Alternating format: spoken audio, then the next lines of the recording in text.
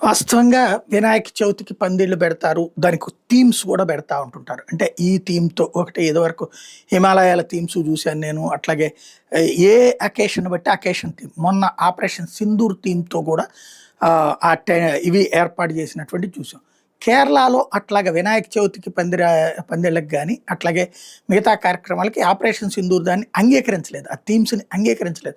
కేరళ ప్రభుత్వం అంగీకరించకపోయినా అది అమల్లో పెట్టినందుకు గాను హిందువుల మీద కేసులు పెట్టింది.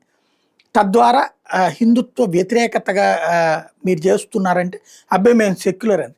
ఇప్పుడు చర్చి వాళ్ళు ఆ పని చేశారు. ఓ రకంగా క్రైస్తవులు సవాల్ చేశారు. దమ్ముంటే చెయ్యి అంటే వాళ్ళలో ఆ దేశభక్తి క్రైస్తవ సంఘంలో కూడా ఈ దేశభక్తిని అభినందించాలా.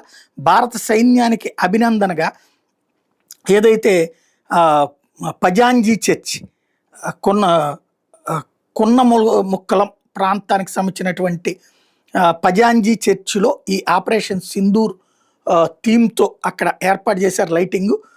దాంతో ఇప్పుడు అక్కడ సవాలు విసురుతున్నారు. అంటే అక్కడ క్రమంగా ఏమవుతుందంటే పినరయి విజయన్ వాళ్ళ వ్యవహారం అటు క్రైస్తవులను కూడా ఇబ్బంది పెడుతున్నటువంటి నేపథ్యంలో ఇంకోటి అక్కడ దేశభక్తి క్రమంగా అక్కడ క్రైస్తవ సంఘాల్లో పెరుగుతున్నటువంటి కాన్సెప్ట్‌లో నుంచి వచ్చింది. ఇప్పుడు పినరయి విజయన్‌కి ఇదొక సవాల్‌గా మారుతోంది.